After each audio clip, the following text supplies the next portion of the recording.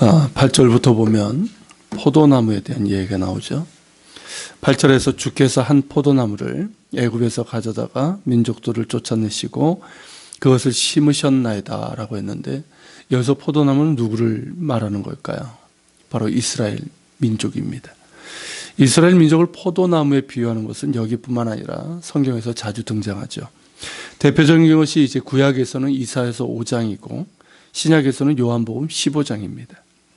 이 시와 연결되는 것이 이제 이사야서 5장인데, 이 시와 함께 보면 이렇습니다. 하나님께서 가나안 땅이라는 포도원에 이스라엘이라는 포도나무를 심으셨고 온갖 정성을 다해 키우셨습니다.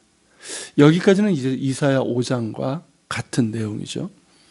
그런데 이 시에서는 12절에서 보는 것처럼 주께서 어찌하여 그 담을 허시사 길을 지나가는 모든 이들이 그것을 따게 하셨나이까 하면서 반문을 합니다. 이는 이 시의 배경이 아수르에 의해서 북왕국이 멸망의 길로 가던 때를 배경으로 하고 있는데, 그것이 마치 포도원 담이 허물어지고 그래서 포도원을 적들이 마구 짓밟는 것으로 말하고 있습니다. 이 시에는 반문하는 것만 있지만 이사야 5장에서는 그 구체적인 이유, 답이 있습니다. 하나님께서 직접 하신 대답인데요, 그 대답이 이렇습니다. 하나님께서 포도원을 만드시고 극상품 포도나무를 심으시고 온갖 정성을 다해서 그렇게 가꾸고 돌보셨는데, 그럼으로써 기대한 것이 있다는 것입니다. 그것이 무엇일까요? 좋은 열매입니다. 좋은 열매를 맺기를 기대하셨습니다. 좋은 열매란 무엇일까요? 이사야서 5장 7절에 보면 하나님께서 그들에게 원하신 열매는 정의와 공의입니다. 즉 하나님 나라의 열매입니다. 이는 당연한 것이죠. 하나님께서 이스라엘 택하신 것은 그들로 하여금 하나님 나라의 열매를 맺는 백성이 되게 하는 것입니다.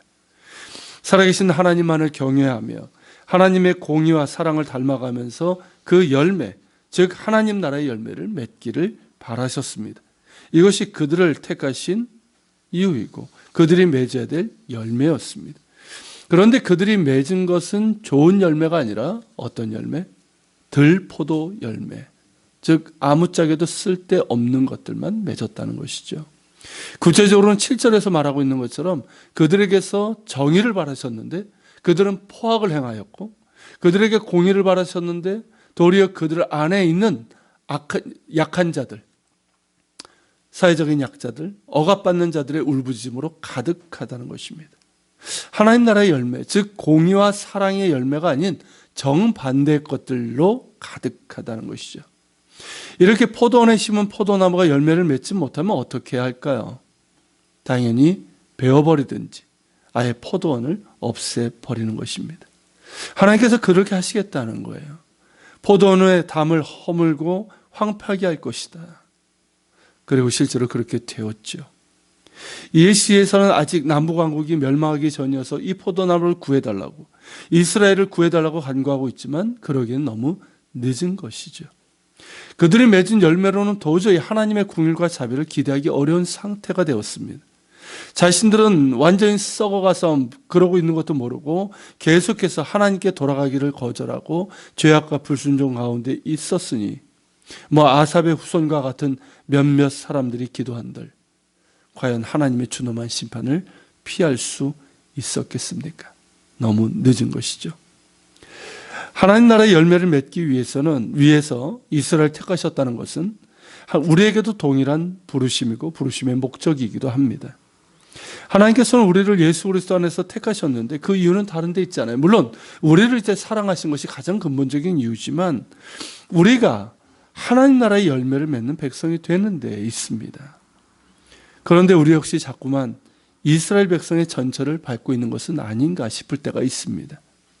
성경에 나오는 이스라엘 민족의 실패를 거울 삼아서 우리가 바르게 가야 되는데 어찌된 까닭인지 그 망하는 길로 따라가는 것 같아서 안타까움이 있습니다. 그렇다면 정말 방법이 없는 걸까요? 우리가 하나님의 바람대로 하나님 나라의 열매를 맺을 가능성은 없는 걸까요?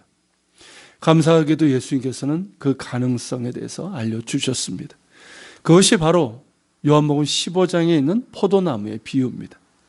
거기에서 예수님께서는 자신이 포도나무이고 아버지는 농부이고 우리는 가지라고 하셨어요. 이것이 대단한 전환점이에요. 구약에서는 이스라엘 포도나무지만 신약에서는 예수님께서 친히 모두 포도나무가 되어주시고 우리는 그 가지임을 말씀해 주시는 거예요. 그렇기 때문에 열매를 맺을 수 있는 가능성이 생기는 것이죠. 4절 5절인데요. 이렇게 말씀하셨습니다. 내 안에 거하라. 나도 너희 안에 거하리라. 가지가 포도나무에 붙어있지 아니하면 스스로 열매를 맺을 수 없음같이 너희도 내 안에 있지 아니하면 그러하리라. 나는 포도나무여 너희는 가지라. 그가 내 안에 내가 그 안에 거하면 사람이 열매를 많이 맺나니 나를 떠나서는 너희가 아무것도 할 수 없음이라. 방법은 아주 간단합니다. 복잡하지 않습니다. 간단 명료합니다. 무엇입니까? 예수님 안에 거하는 거예요. 포도나무신 예수님께 붙어있는 것이고 그분과 친밀한 관계를 맺는 것이죠. 예수님과 그렇게 친밀한 인격적인 관계를 맺으면서 예수님으로부터 영적 양분을 받아야 한다는 것이죠.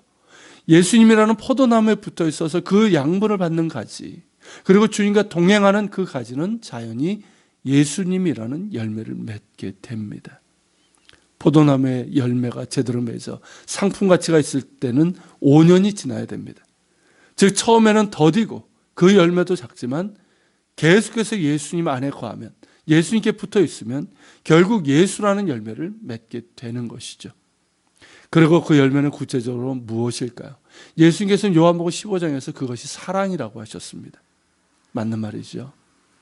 예수님은 하나님의 사랑 그 자체입니다. 그 사랑 안에 하나님의 공의도 담겨 있는 것이죠. 그러기에 우리가 예수님 안에 있을 때, 예수님께 붙어 있을 때 우리는 자연스럽게 예수님 닮은 사랑의 열매, 그리고 공의의 열매, 예수라는 열매를 맺게 됩니다. 그렇게 예수님을 닮은 열매를 맺을 때 아버지 하나님께서 영광을 받으실 것이고 그 열매로서 우리는 예수님의 제자라는 것이 증명이 되는 것입니다. 이스라엘 백성들은 이러한 열매를 맺는데 실패를 했습니다. 그러나 우리는 가능합니다. 왜입니까? 우리 안에 임마누엘의 주님이 계시기 때문입니다. 우리와 함께하기 위해서. 그래서 우리로 하여금 하나님의 열매를 맺게 하게 하시려고 예수께서 오셨고 또한 지금도 성령님을 통해서 우리와 함께 하십니다. 우리에게는 예수 그리스도께서 걸어가신 그 길이 있고 우리에게 가르쳐 주신 하나님 나라의 복음이 있습니다. 우리가 정말 예수 안에 있기를 사모하고 예수님의 말씀을 마음에 두고 성령의 도우심을 구하면서 예수님 닮기를 원한다면 우리는 능히 예수라는 열매, 하나님 나라의 열매를 맺을 수 있습니다. 그 열매로 하나님께서 영광 받으시고 우리가 예수님의 제자라는 것을 증명하게 되는 것입니다. 우리 모두가 그런 사람들이 되기를 바랍니다.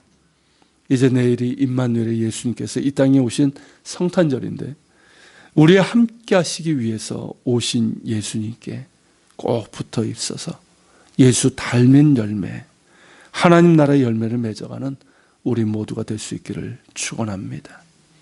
오늘 말씀을 기억하면서 같이 기도하고 계속해서 여러분 자신을 위해서도 기도하시길 바랍니다.